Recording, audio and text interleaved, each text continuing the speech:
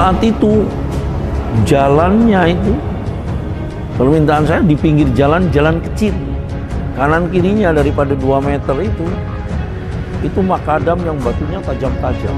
Ini udah ada rumah, orang takut di sini letak, dan tanahnya tanah angker semua.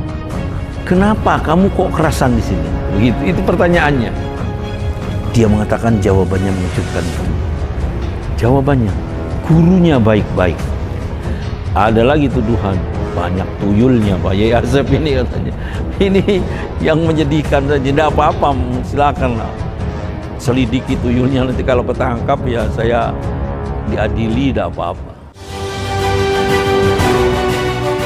Mendirikan lembaga pendidikan di hutan angker tentu terdengar aneh. Apalagi di zaman modern dan digital seperti sekarang ini. Tapi itulah yang dilakukan Profesor Dr. Kiai Haji Asep Saifuddin Halim MAG. Kiai Asep tak peduli meski ada yang mencibir dan meledek apa santrinya nanti monyet-monyet atau kera. Ya, Kiai Asep punya keyakinan sendiri, yaitu barokah. Faktanya, hanya dalam waktu sekejap, Pondok Pesantren Amanatul Ummah berkembang pesat. Santrinya puluhan ribu. Banyak yang berprestasi, diterima di perguruan tinggi favorit, baik di dalam maupun luar negeri. Tapi, bagaimana rahasia sukses membangun dan mengelola pondok pesantren, sehingga mendatangkan puluhan ribu santri? Bagaimana pula obsesi besar Kiai Asep untuk membangun Universitas Islam Internasional sejajar dengan Universitas Al-Azhar Mesir? Silakan tonton acara Gergeran bersama Kiai ini sampai tuntas di Bangsa TV. Selamat menyaksikan. Assalamualaikum pemirsa Bangsa TV. Bertemu lagi dengan saya M. Masud Adnan. Pagi ini saya di Masjid Raya Kiai Haji Abdul Halim Pondok Pesantren Amanatul Ummah Pacet Mojokerto. Kita tahu pondok pesantren ini sudah sangat populer dan memiliki sekitar 10.000 santri dari berbagai penjuru Nusantara, bahkan juga sebagian ada yang dari luar negeri. Lulusannya juga sudah diterima di berbagai negara seperti di Mesir, Eropa, Cina, Amerika, dan negara-negara lain.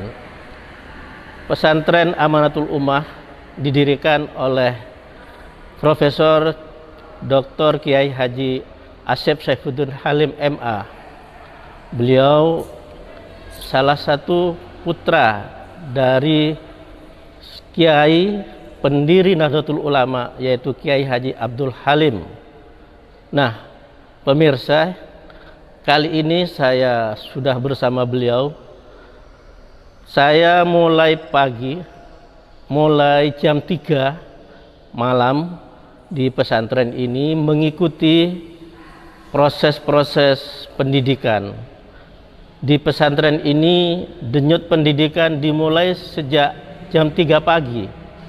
Dimulai dengan sholat tahajud sendiri-sendiri, kemudian sholat malam sebanyak 12 rakaat yang dipimpin langsung oleh Profesor Dr. Kiai Haji Asep Saifuddin Halim sebagai pengasuh Pondok Pesantren Amanatul Ummah.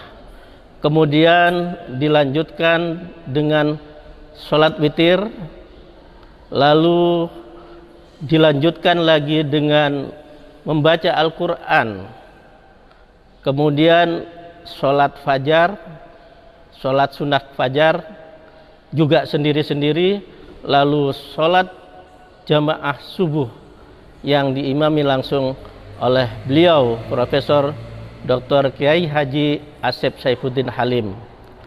Nah, usai sholat subuh berzikir seperti umumnya umat Nahdien, lalu Pak Kiai melanjutkan membaca kitab Mukhtarul Ahadits yang diikuti ribuan santri, baik santri putri maupun santri putra. Nah, para pemirsa, kita ingin tahu bagaimana sejarah pendidikan atau lembaga pendidikan Islam yang berada di ketinggian Pacet Mojokerto ini. Saya akan menanyakan beberapa hal kepada beliau, mulai dari proses mendirikan yang katanya dulu berupa hutan, dan ini sangat menarik bagi pendidikan modern karena dulu dimulai dari tempat sepi, bahkan banyak maksiat, tapi dalam rentang waktu 10 tahun sudah menjadi pesantren modern yang banyak melahirkan alumni yang diterima di berbagai perguruan tinggi negeri, bahkan di luar negeri. Assalamualaikum Pak Kiai. Waalaikumsalam warahmatullahi wabarakatuh. Seger pagi-pagi Pak Kiai. Nggih, alhamdulillah. Mungkin Pak Kiai bisa menjelaskan bagaimana awal proses pendidikan pesantren Amanatul Ummah, karena banyak pihak menyatakan bahwa pesantren ini sangat cepat dan pesat berkembang, hanya rentang waktu 10-12 tahun sehingga sudah punya puluhan ribu santri. Ya. Jadi saya bermula mengasuh pesantren di Surabaya yang sulit sekali perkembangannya. Ya. Tetapi bisa. Jadi pada umumnya yang namanya madrasah sanawiyah dan madrasah aliyah di Surabaya itu sudah susah untuk bisa dapat murid. Tapi saya bisa. Di Siwalan itu di ya? Siwalan Kerto. Kemudian bahwa tentu tidak mungkin ketika dibawakan kepada sebuah cita-cita besar dalam kondisi saya sendirian yang serba pas-pasan. Maka kemudian saya berpikir, dan saat itu saya meminta kepada Allah, ya Allah, berikan saya tanah yang jarak tempuhnya dari Surabaya kurang lebih 1 jam. Saat itu memang 1 jam, saat masih agak sepi. Di pinggir jalan kecil yang sudah ada listriknya dan ada sungai yang mengalir. Permintaan itu sampai berlangsung 5 tahun. Tapi karena itu saya menyerahkan kepada Allah, maka saya juga tidak berupaya mencarinya. Continue permintaan itu? Permintaan itu continue selama 5 tahun. Karena saya menginginkan berdirinya sebuah pondok pesantren diawali oleh sebuah pemikiran bahwa terjadi perdebatan di Muktamar NU di Situbondo tentang bentuk pendidikan. Apakah pendidikan itu akan tetap melestarikan Bandungan dan Sorogan. Bandungan itu seperti yang tadi saya sampaikan, ya, itu Bandungan. Kiai baca, santri mendengarkan. Ya. Kalau yang Sorogan itu santri yang baca, Kiai yang mendengarkan satu-satu, dan itu artinya membutuhkan waktu yang sangat panjang. Atau klasikal. Terjadi perdebatan, sebagian mengatakan ya salaf aja yang selama ini kan sudah salaf. Kemudian sebagian juga mengatakan tidak, karena memang sudah ada pondok-pondok pesantren yang sudah tidak lagi salaf sepenuhnya. Saya lihat Nurul Jadid waktu itu sudah punya SMA, dan kemudian juga Genggong, apalagi Jombang, sehingga terwujudlah sebuah keputusan al-muhafadhah 'alal qadimis salih wal akhdhu bil jadidil aslah. Melestarikan yang dahulu yang baik, tapi juga kita harus mampu mengambil yang lebih baik. Nah, ini menyangkut kepada dunia pendidikan yang akhirnya kemudian saya merancang sebuah lembaga pendidikan yang menggabungkan kedua-duanya. Salafnya ada, tetapi juga klasikalnya ada, yang sekalian maju. Jangan tanggung-tanggung.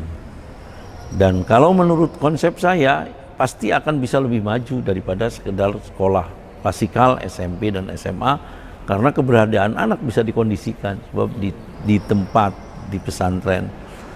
Oleh karena itu terlahirlah sebuah visi Pondok Pesantren Amanatul Ummah untuk mewujudkan manusia yang unggul, utuh, dan berakhlakul karimah guna kemuliaan dan kejayaan Islam dan kaum muslimin, kemuliaan dan kejayaan seluruh bangsa Indonesia, dan untuk keberhasilan cita-cita luhur kemerdekaan, yaitu terwujudnya kesejahteraan dan tegaknya keadilan, utamanya di negara Indonesia. Unggul, utuh, saya merencanakan harus yang paling maju. Ya, di seluruh negeri ini harus paling maju. Harus kompetitif dengan sekolah-sekolah SMA negeri, bahkan lebih maju, tapi utuh. Unggul dalam keutuhan, utuh dalam keunggulan. Artinya utuh itu apa? Umumnya maju, unggul, agamanya juga unggul. Itu. Kemudian jujur saja, karena ini pondok pesantren, ya untuk kemuliaan dan kejayaan Islam dan kaum muslimin.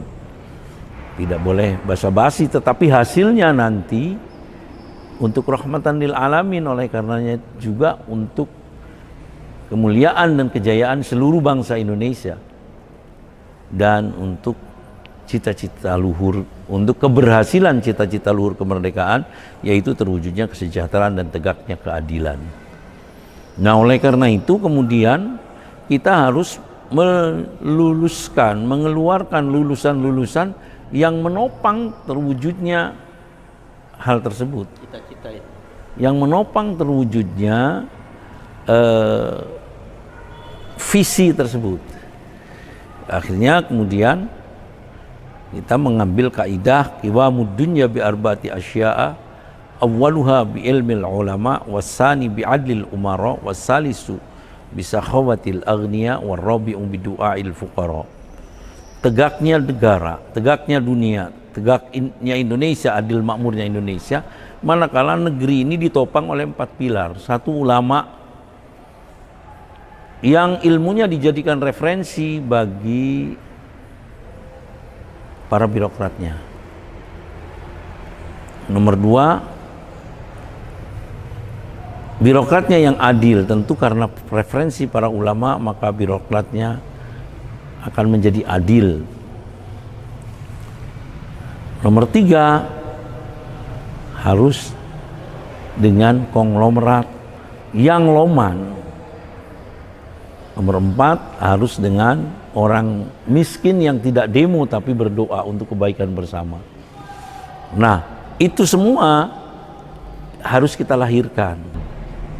Tapi yang miskinnya tidak kepingin kita lahirkan, diganti oleh para profesional yang berkualitas dan bertanggung jawab. Ini menjadi the goals of graduate of Amanatul Ummah. Tujuan lulusan Amanatul Ummah untuk itu. Setidak-tidaknya mereka akan bisa menjadi para profesional yang berkualitas dan bertanggung jawab. Dan realisasinya nanti kita bayangkan yang untuk ulama besar, mereka melanjutkan ke Timur Tengah, ke Mamba Ulumiddiniyah, sumbernya ilmu-ilmu agama, ya kalau sekarang memang Al-Azhar dan Maruku itu. Tapi nanti kan juga Indonesia, Amanatul Ummah mestinya. Itu.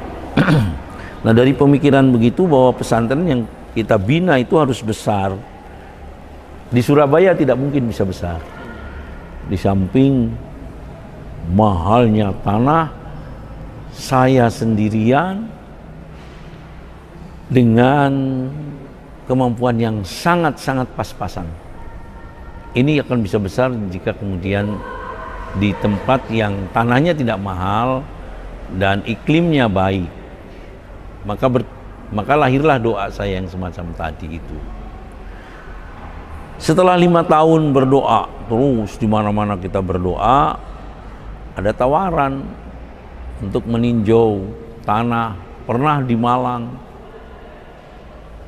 Saya pernah datang, tapi ya tidak mungkin untuk dilakukan. Jauhnya Malangnya Malang Selatan lagi. Terus kemudian, ya yang penting kemudian saya tidak mencari. Saya kepingin mendapatkan petunjuk dari Allah.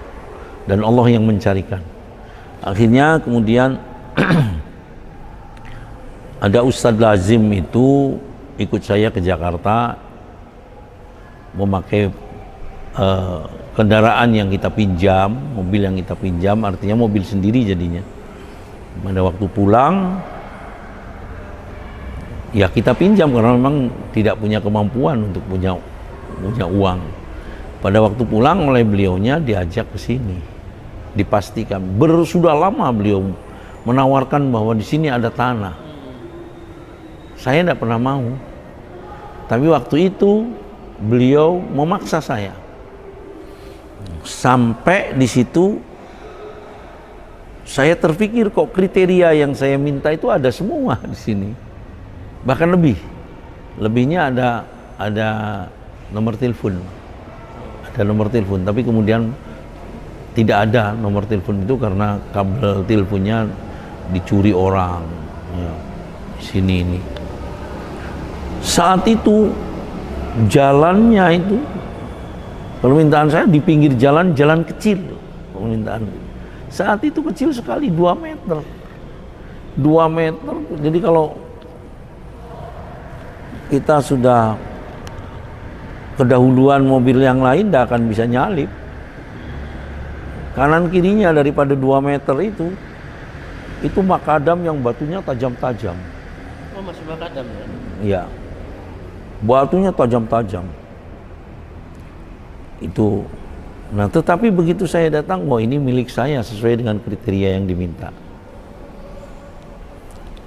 Kemudian datang penjaganya dan kemudian pemiliknya jadi kenalan dengan saya dan akhirnya menjadi sahabat baik saya. Nah, beliau menawarkan, bagaimana Pak Yai, apa panjenengan ngersakaken niki? Saya bilang iya. Saya sudah punya keyakinan. Tapi bagaimana? Dia menawarkan dengan 300 juta. Dan saya harus bisa mendapatkannya. Beliau menyampaikan niki badi kula sedi gang 100, 500. Tapi kalau kepada panjenengan cukup 300 saja. Bagaimana Pak Kiai? Terus saya jawab, iya saya membutuhkan dan saya tidak menawar. Kenapa saya mesti menjawab demikian? Karena tidak punya uang. Sementara harus memiliki. Ya jangan ditawar lah. Jangan ditawar, kemudian saya sampaikan cuma kulo, saya hanya punya uang 20 juta. Tidak apa-apa. Langsung kita berikan uang 20 juta. Setelah itu kapan sisanya? Mungkin 1 bulan lagi lah. Saya punya mobil baru. Baru beli. Kijang kapsul 155 juta. Kredit 2 tahun. Kemudian kita berikan setelah 1 bulan. Terserah panjenengan mau menghargai berapa, tapi kalau saya belinya 155. Orangnya baik. Saya hargai 130 Pak ya. Iya. BPKB-nya ya 2 tahun lagi. 2 tahun lagi. Sampai kemudian 2 tahun selesai, diambil BPKB. Menurut beliau mengambil BPKB itu sulit, tapi ternyata mudah sekali. Tidak ada urusan apa-apa. Kemudian setelah mobil diberikan, dihargai 130 juta, berarti sudah 150. Sisanya kapan? Paling cepat 1 tahun lagi. Tapi memang kita juga tidak menggunakan untuk lembaga pendidikan. Ya berlangsung dari tahun ke tahun. Saya beri tahun 2002. Baru saya gunakan sebagai lembaga pendidikan tahun 2006. Nah di tahun 2006 itu ya tidak ada apa-apanya. Sekarang masih ada itu tinggalannya, ada rumah kecil yang diberi nama Vila Mak Haji. Mak Haji itu istrinya. Beliau ini ayahnya Anike Putri. Ayahnya, iya. Bang Amak namanya. Di Porong, sudah meninggal. Nah, terus kemudian tahun 2006 kita mengadakan pembekalan untuk anak-anak yang mau masuk madrasah bertaraf internasional. Jadi waktu itu rame-ramenya orang, RSPI, rintisan sekolah berskala internasional, RSBI. Dulu kan banyak sekali. Madrasahnya RMBI. Saya ndak. MBI saja langsung, nggak usah pakai RS-RS-an. Kenapa? Saya punya alasan, punya muadalah dengan Al-Azhar Mesir. Apalah sebuah nama, apa artinya sebuah nama, yang penting itu nanti kualitasnya. Kalau kualitasnya baik, ya sudah, tidak perlu dengan nama sekolah bertaraf internasional. Tidak ada apa-apanya. Hanya ada bangunan kecil, kemudian ada gudang kayu. Saat itu kita hanya untuk matrikulasi saja, untuk pembekalan matematika dan bahasa Inggris, bahasa Arab, 3 ini. Matematika, bahasa Inggris, bahasa Arab, untuk memasuki madrasah bertaraf internasional. Muridnya 48, yang 24 putri, 24 putra, atau 23 putri, 25 putra. Nah, di sana ada gudang kayu. Gudang kayu kita bersihkan, tanah lantainya kita rabat, kanan kirinya kita beri geribig. Nah, kemudian geribignya itu kita tempel dengan koran, kertas koran. Karena apa? Karena kan dingin malam kalau geribig masuk. Itu tahun pertama. Subhanallah, anak-anaknya betah, kerasan. Berapa jumlah murid pertama? 48, pinter. Dari daerah sini? Bukan, dari mana-mana. Paling banyak dari Banyuwangi. Saya kan, mereka ya? itulah sering saja ada studi banding. Saya kan sering menyampaikan tentang gagasan-gagasan pendidikan. Pinter. Dan bukan anaknya orang sembarang. Sementara orang mengatakan ini madrasah bertaraf internasional atau madrasah bertarif internasional. Karena pelangnya itu seperti pelang ranting NU itu. Ya Allah. Terus sampai pada satu saat ada seorang wali santri dari Banyuwangi, seorang pembantu bupati, Wedana ya waktu itu datang ke sini. Dari Banyuwangi itu ada 9 anak. Sudah dikumpulkan oleh dia. Dia mengatakan begini, tolong saya punya pertanyaan, jawab pertanyaan saya dengan jujur, jangan dibuat-buat. Bergantung kepada jawaban kalian. Kalau jawaban kalian benar, kalian boleh lanjut di pesantren ini. Sebab saya tidak boleh berspekulasi, masa dengan anak saya harus berspekulasi. Kata si Wedana ini. Terus dia bilang, kenapa kamu kok kerasan di sini? Begitu, itu pertanyaannya. Tolong, apa kalau pagi tidurnya enak, apa karena kamu dulu di Banyuwangi itu kan hanya ada laki-lakinya saja di pesantren, di pesantren apa namanya, Habibullah. Sekarang ada laki-laki, ada perempuan, jaraknya juga tidak jauh. Jaraknya asrama putra dengan asrama putri itu ya 30 meter gitu. Apa karena itu? Atau kalau pagi enak tidurnya dan kamu tidak ada yang membangunkan? Tolong jawab yang jujur. Dia mengatakan jawabannya mengejutkan betul. Jawabannya, gurunya baik-baik. Satu orang guru di sini tidak pernah saya temukan di Banyuwangi. Nah di sini bukan satu orang, semuanya seperti itu, baik-baik. Saya tidak bisa membayangkan jawaban apa yang akan kamu berikan, kemudian saya mempersilahkan kamu terus belajar di sini. Saya tidak akan membayangkan. Saya tidak bisa membayangkan jawaban apa. Tapi jawabanmu luar biasa. Lanjut kamu di sini. Padahal itu kalau seandainya jawaban salah, 9 anak diambil. Akhirnya dari tahun ke tahun itu penaikannya, peningkatannya itu lebih dari 100%. Dari 48 menjadi 100 sekian, dari 100 sekian menjadi 300 dan seterusnya. Di mana tempatnya? Di rumahnya orang kampung-kampung. Rumahnya orang desa itu biasanya depan itu kamar tamu, sebelahnya kamar tamu, kamar tidur, di belakangnya kamar tamu, juga kamar-kamar tidur. Biasanya 2 sampai 3. Nah, tengahnya ini itu kamar keluarga. Itu disewa apa ditidur? Disewa. Kamar keluarga dibuat kelas. Kamar tidurnya ya dibuat tidurnya anak-anak. Kamar tamunya dibuat apa namanya? Kantor. Itu, dapurnya ya dibuat dapurnya anak-anak. Tapi kalau makannya kan dari sejak awal itu memang dijamin di apa namanya, dikoordinir oleh pesantren. Sampai belasan rumah yang disewa.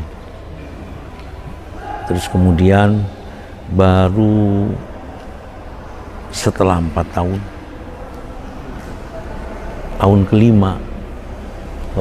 tahun keempat masih, setelah 4 tahun dan di tahun kelima baru kembali semua ke pesantren.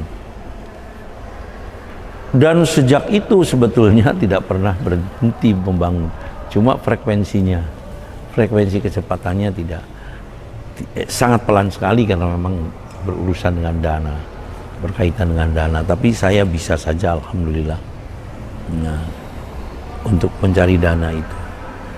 Nah terus begitu cepatnya 100%, 48 menjadi 100 sekian, 100 sekian menjadi 300, 300 menjadi 900, 900 menjadi 1000 sekian dari tahun ke tahun ini. Yang ada hanya MBI. Tapi kemudian pada tahun berikutnya ada sanawiyah akselerasi saya dirikan. Pada tahun berikutnya baru aliyah akselerasi. Pada tahun berikutnya SMPBP. Pada tahun berikutnya SMABP. Sekarang di sini nih ada Madrasah Bertaraf Internasional yang paling tua. Kemudian MTS akselerasi, MA akselerasi, kemudian SMPBP, SMABP, dan kemudian ada MA Excellent. Itu, dan akhirnya terus berkembang. Ya, alhamdulillah. Nah, kita mengelola sekolah ini 2 hal yang kita andalkan. Gurunya yang baik dan sistemnya yang kompetitif. Itu sudah. Sistemnya yang kompetitif. Kompetitif menurut kita. Salah satu di antara sistemnya, guru tidak boleh menyekolahkan anaknya di tempat lain. Kalau apa alasannya? Guru Amanatul Ummah harus menyekolahkan anaknya pada sekolah yang terbaik. Sekolah terbaik ya Amanatul Ummah. Kalau sampai tidak menyekolahkan di Amanatul Ummah berarti mengundurkan diri. Itu. Nah, kan tidak mungkin kita menjadi sekolah yang baik sementara gurunya sendiri tidak percaya kepada keberadaan sekolahnya. Nah, itu permasalahannya. Alhamdulillah kemudian terus berkembang, dan saya tidak masuk akal juga kalau setelah jadi kalkulasi ini. Saya membangun masjid ini yang seperti ini besarnya, dan ini lantai 4 ini. Ada bawah tanah ya. Ini lantai 2, lantai 3, lantai 4. Kemudian guest house, Kemudian aula di belakang itu saya bangun 6,5 bulan. Bukan bulan hitungannya, minggu, 28 minggu. Di saat hujan lebat, selesai. Kadang-kadang seperti itu. Ya Allah, dari mana uangnya? Dari abqariyah. Abqariyah itu kecerdasan berpikir, bagaimana ngulik dan seterusnya. Antara lain dikaitkan dengan saya juga mempunyai KBIH. Ada yang gratis ya dari pondok pesantren ini. Nah, selanjutnya setelah berapa tahun berlangsung, 3 atau 4 tahun nih, masjid ini belum ada, tapi akselerasi sudah, excellent sudah. Itu kemudian saya mensosialisasikan 10% harus beasiswa masyarakat sekitar sini. 10% ya? 10%. Tapi Pak Camat mengatakan Pak Yai kurang. Kita coba. Tidak mampu mengikuti akselerasi MBI, tidak mampu cara berpikirnya dan kebiasaannya ya, karena kan digenjot oleh oleh sistem, oleh lamanya durasi belajar gitu. Nah, mereka tidak mampu. Dari ketidakmampuan itu kemudian diolok-olokkan oleh teman-temannya, beasiswa kok goblok, katanya begitu. Tidak, akhirnya keluar mereka. Karena itu keluar. Rata-rata tidak mampu. Oleh karena tidak mampu, saya bilang tidak usah 10%. 100% orang sini mau sekolah saya gratiskan. Tapi dikelompokkan orang sini saja, agar kemudian mereka dengan background yang sama bisa mengikuti, bisa mampu. Maka berdirilah Hikmatul Amanah itu, full day, berkualitas, gratis, dapat makan siang, antar jemput. Berapa jumlahnya itu? Sekarang 1000-an. Semuanya gratis? Semuanya gratis. Dapat makan siang, antar jemput. Mereka pasti bertanya, dananya dari mana? Pasti bertanya dananya dari mana orang yang itu dibandingin. Ada yang mengatakan orang sekitar sini membincangkan tentang pendanaan daripada pembangunan Pondok Pesantren Amanatul Ummah. Mungkin Pak Yai Asep ini dapat kucuran dari Bank Sensuri itu dulu waktu itu. Saya bilang buktikan aja.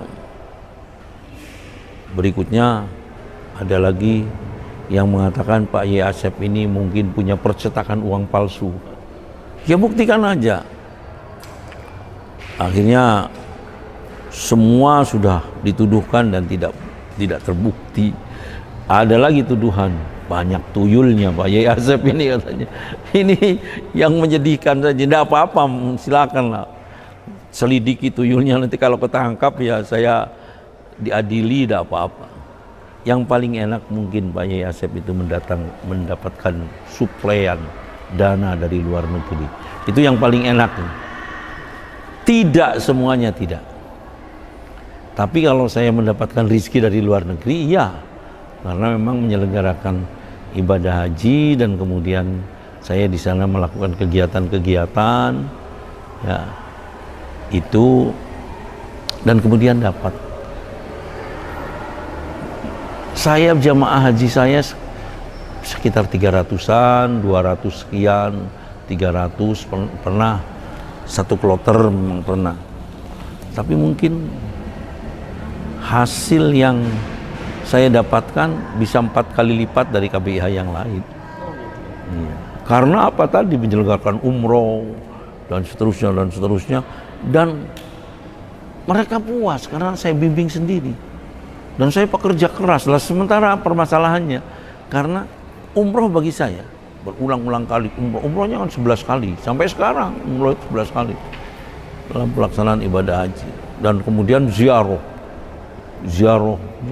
Jadi pelaksanaan umroh dan ziarah itu hampir 20 kali. Setiap hari mesti ada kegiatan. Kalau saya mau memimpin ibadah haji itu. Akhirnya ya dengan cepat saya dapat uang, tapi sepenuhnya ya untuk bangun di Surabaya, bangun di sini dan seterusnya itu. Tapi sekarang ya ada vakum memang antara pelaksanaan ibadah haji dengan keberadaan saya yang sudah mengelola pesantren, kemudian tidak segera dihandle oleh anak menantu saya. Ada vakum kurang 3 atau 4 tahun, dan itulah yang kemudian kevakuman itu tidak berlanjut kepada terselenggaranya jamaah pelaksanaan ibadah haji ini dengan baik. Ya, sehingga sekarang ini asal terlaksana gitu saja dan merupakan kebutuhan saya untuk beribadah di sana, berdoa di sana. Itu. Tapi utamanya ya kita mengelola lembaga pendidikan ini. Pak Dahlan Iskan itu pernah menulis tentang Yai, mengibaratkan Yai itu seorang konglomerat tapi masih mau menjaga tuku. Artinya apa? Sebagai pendidik, sebagai kiai, pengasuh pesantren, sangat detail. Di samping berpikir besar tapi masih juga berpikir detail. Sehingga saya lihat tadi kalau ini dalam mendidik santri sangat telaten gitu. Ya orang menilai mungkin dari situ salah satu sukses Yai membangun pesantren. Bagaimana sebenarnya? Jadi memang itu yang disampaikan Pak Dahlan Iskan. Tapi bukan hanya sekedar itu menurut saya. Saya adalah konglomerat yang masih mau menjaga toko, tetapi sekaligus juga manajer tunggal. Sekaligus juga manajer tunggal. Ya, semua urusan saya handle sendiri. Hanya anak-anak saya suruh mempelajari, suruh belajar. Memang susahnya untuk kemudian mentransferkan kepada anak-anak saya, dan itu ya harus dengan kesabaran, ketabahan. Kadang-kadang juga bisa pegas kalau kita paksakan anak-anak saya. Tidak hanya itu, setelah mengajar ngaji pada hari-hari efektif, saya memimpin apel di 3 tempat, bahkan sampai 4 tempat kadang-kadang, dalam waktu tidak lebih dari 1 jam, memimpin apel sana, memberi motivasi dan seterusnya. Ini jadi karena ya inilah kebenaran daripada sebuah ibarat yang mengatakan al-istiqamatu khairun min alfi karamah. Istiqamah itu lebih baik daripada 1000 karamah. Jadi kalau misalnya dikelola oleh seorang waliullah misalnya, ujuk-ujuk dan langsung bisa sehebat ini, ya tapi kan sesaat saja. Tapi kalau istiqomah, kita bisa melaksanakannya terus, continuous, hasilnya akan lebih baik daripada yang dicapai oleh karomah. Itu. Oleh karena itu ya saya harus istiqomah. Kalau saya sudah mengajar pagi, tidak ada kegiatan yang lain yang harus menghalang-halangi saya untuk mengajar pagi. Walaupun saya jam 12 masih ada di Surabaya, saya harus datang. Dan alhamdulillah saya tidur 1 jam juga bisa. Tapi kalau manajer tunggal tadi, ya otomatis kan otoritas mutlak. Iya.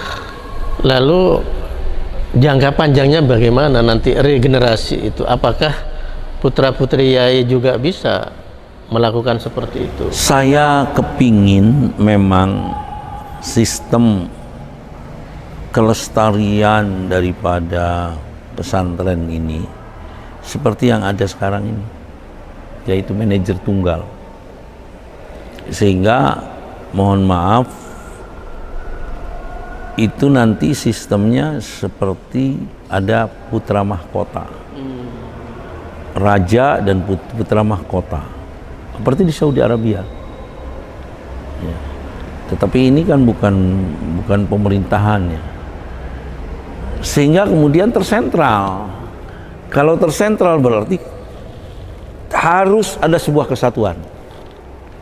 Bil ittihad yunalul murad. Dengan kesatuan itu apa yang kita inginkan bisa terwujud. Al jama'atu rahmah. Kebersatuan itu akan membawakan rahmat. Wal firqatu adzab, dan kalau berpecah-pecah itu akan menjadi siksaan. Tapi dalam banyak sejarah pesantren, biasanya generasi kedua itu, mohon maaf, kadang ribut. Itulah permasalahannya karena tidak tersentral. Makanya nanti misalnya sekarang putra mahkota ya bara lah. Nah, bara ya terus kita didik. Akan ada hitam putih nanti kalau tersentral seperti itu.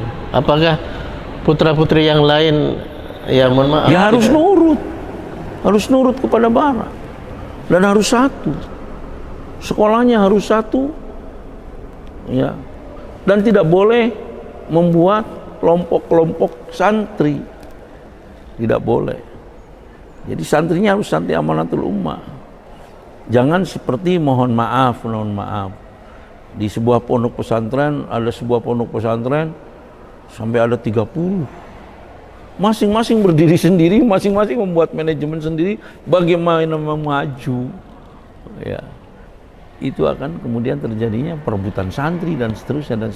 Sekarang enggak ada, amanatul ummah semua. Nah, ini juga harus adanya kiai yang secara keilmuan dan secara hierarki menjadi anutan semuanya, yaitu misalnya bara. Gus Bara ini kan putra tertua memang. Ya, sekarang kan mestinya begitu, bara.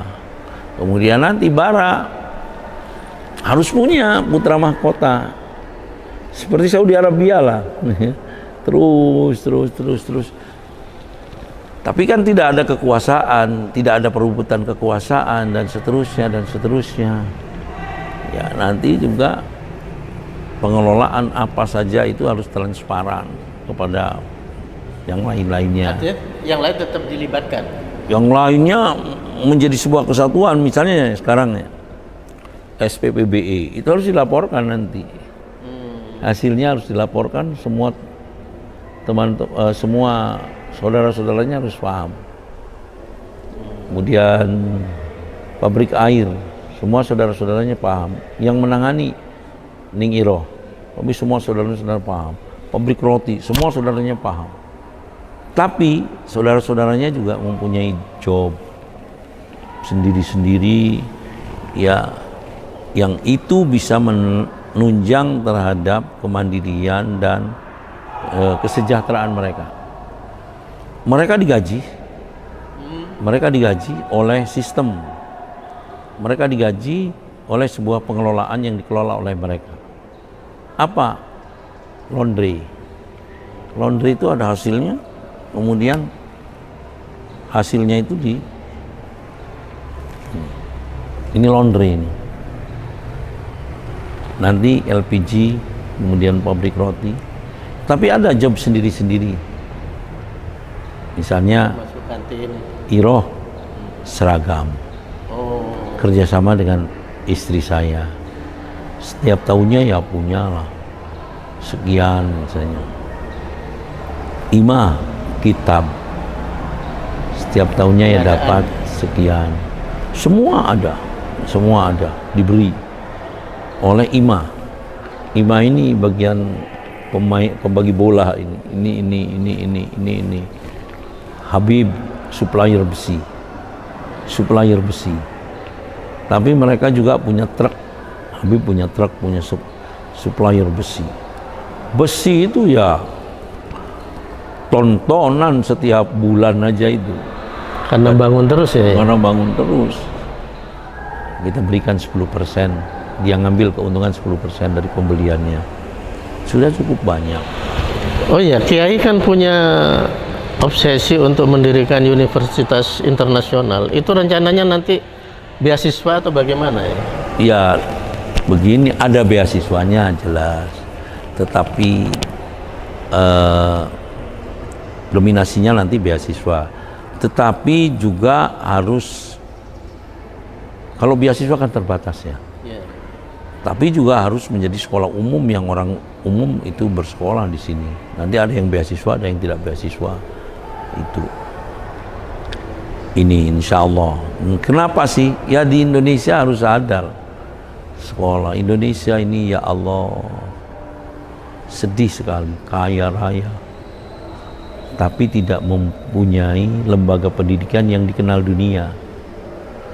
Yang namanya Mesir itu miskin, Mesir itu miskin. Tapi punya Al-Azhar yang dikenal dunia karena mau beri beasiswa. Ribuan beasiswa Al-Azhar itu. Di samping itu beasiswa yang diberikan oleh Ahlul Khair. Ahlul Khair itu orang-orang dermawan. Di Mesir itu orang beasiswa yang diberikan dermawan juga ratusan ribuan. Tapi Al-Azhar bisa memberikan. Dan bukan pemerintah, Al-Azhar itu Al-Azhar. Bukan pemerintah. Bahkan pemerintah Mesir itu hutang kepada Al-Azhar itu. Tapi kan gengsinya Al-Azhar itu luar biasa. HR dosennya itu kecil-kecil. Tetapi mereka bangga menjadi dosen di Al-Azhar, pasti kemudian akan jadi dosen tamu di berbagai negara. Di Timur Tengahnya. Nah ini yang kita akan belajar kepada Al-Azhar, terus mengintip saya, mengintai bagaimana keuangan yang dimiliki oleh Al-Azhar itu. Untuk diterapkan di Amanatul Ummah. Iya, ya yang jelas antara lain ada perusahaan. Mereka punya hotel, saya belum berani. Iya. Banyak hotel, apa, supermarket, apapun yang di berbagai negara. Saya belum berani kalau dengan hotel. Saya sudah harus berpikir itu. Dan sesekali saya kumpulkan anak saya untuk mengenalkan dari mana International University kalau kemudian tidak ada sumber dayanya, sumber keuangannya. Itu sementara sumber keuangan itu sekarang ini kita kan dari manajemen aja. Makanya saya terang-terangan tidak mau menerima sumbangan dari pemerintah, dari orang. Lu kenapa tidak mau? Sumbanganlah kepada yang lain yang belum mampu. Saya sudah mampu kok. Itu. Tetapi banyak alasan kenapa saya tidak mau menerima sumbangan dari pemerintah. Alasan pertama, tidak adil. Yang adil ya diberikan kepada pesantren yang tidak mampu. Nomor dua, karena tidak barokah. Tidak barokah itu kenapa? Kita kan digrutuin oleh pesantren-pesantren kecil. Lah barokah itu kalau kaitannya dengan pesantrennya, dengan keluarga saya, tidak apa-apa. Tapi kalau barokah itu berkaitan dengan santrinya, ya kita kan menyesal sekali. Santrinya tidak ada yang diterima di perguruan tinggi bergengsi misalnya. Bayangkan Amanatul Ummah itu tidak ada yang mendandingi tahun ini. 393 anak sudah diterima di senam PTN tanggal 10 April. Sekarang udah 500 lebih, belum yang keluar negerinya. Dan biasanya memang 100% karena kita menggunakan sistem sampai mereka bisa diterima di berbagai perguruan tinggi karena menggunakan sistem, yaitu sistemnya mereka masuk, diantarkan dan dikelola, dipertanggungjawabkan oleh lembaga. Orang tua tidak tahu menahu. Ini baru satu-satunya mungkin di Amanatul Ummah yang begitu itu. Kemudian kenapa saya tidak mau? Karena ini kan sudah payah-payah kita bangun. Satu saja ada bangunan yang dibantu oleh CSR misalnya. Orang akan mengatakan itu hasilnya CSR semua. Itu. Nomor 3, nomor 4 biasanya orang itu kalau sudah mau dibantu, orang yang membantu itu mengecilkan kepada orang yang mau dibantu. Iya, memang kan itu al-yadul ulya khairum minal yadis sufla. Makanya saya dapat tawaran sapi tadi, serba repot. Ditolak seperti sombong. Tidak ditolak percaya diri hilang. Makanya disalurkan kepada yang lain. Pernah satu saat ya Pemprov memberi bingkisan 40 bingkisan kepada saya, yang masing-masing kalau dikalkulasi sekitar 150.000. Loh, saya ini memberi 100.000 bingkisan, 100.000 bingkisan. Masa saya terima? Tapi bagaimana kalau ditolak? Nyampe kepada Bu Hovifah misalnya. Bu Hovifah kan tidak nyaman lah kalau mendengar bahwa pemberiannya ditolak. Akhirnya saya salurkan ke yang lain. Monggo, tapi kemudian disuruh membuat proposal, disuruh membuat ini, saya tidak mau itu. Monggo kalau tanda terimanya saya tanda tangani, monggo. Tapi panjenengan berikan semuanya kepada orang yang nanti saya panggilkan orangnya, yang punya pondok pesantren di tempat sebelah. Kalau saya hendak, misalnya begitu. Nah, alasan lain kalau kita menerima bantuan, kita akan terus mengejar bantuan. Dan akhirnya kita tidak mempunyai percaya diri untuk mampu melakukan upaya-upaya dalam rangka bisa mengatasi permasalahan oleh diri sendiri. Saya selalu mengatakan tidak pernah ada proposal keluar dari Amanatul Ummah, tangkap orangnya kalau ada proposal dari Amanatul Ummah. Ya. Tidak pernah ada permohonan bantuan tertulis kepada perorangan siapapun. Tangkap orang kalau mengedarkan itu bantuan. Ya, tidak ada donatur. Ya. Sebab itu semuanya kan bagiannya pondok-pondok yang masih mau berkembang, masih kecil. Itu saya dulu ketika masih kecil menerima. Tapi bentuknya yang bergengsi. Apa? Kontrak prestasi. Kontrak prestasi. Oh, tapi pengalaman saya memang pernah dapat banyak. Pernah dapat besar 500 juta kontrak prestasi di awal pendirian. Tapi yang namanya laporannya itu tidak pernah, dan inspektornya itu datang berkali-kali. Saya ceritakan, yang penting saya tidak mau diberi bantuan pemerintah. Ya, cuman kasihan. Seperti Pak Jokowi menawarkan bantuan lewat Pak Pratikno, saya tidak mau. Bu Hovifah itu Pak Rojiki ditanyai sama Bu Hovifah, "Das pundi yai kerso ta?" Wah, mboten paling. Kan perasaan juga lah, membantu kanggo opo? Membantu untuk apa setelah jadi dia bantuan aja tidak mau. Itu loh, barokahnya sejak Bu Hovifah jadi, gedung yang saya bangun, rumah yang saya bangun mungkin berlipat-lipat daripada mereka yang dapat bantuan dari Bu Hovifah. Dapat bantuan dari Bu Hovifah katakan 2 miliar. Ya, saya membangun 100 miliar ada dari sejak Bu Hovifah jadi. Di Surabaya saja berapa rumah saya jadi sejak Bu Hovifah jadi.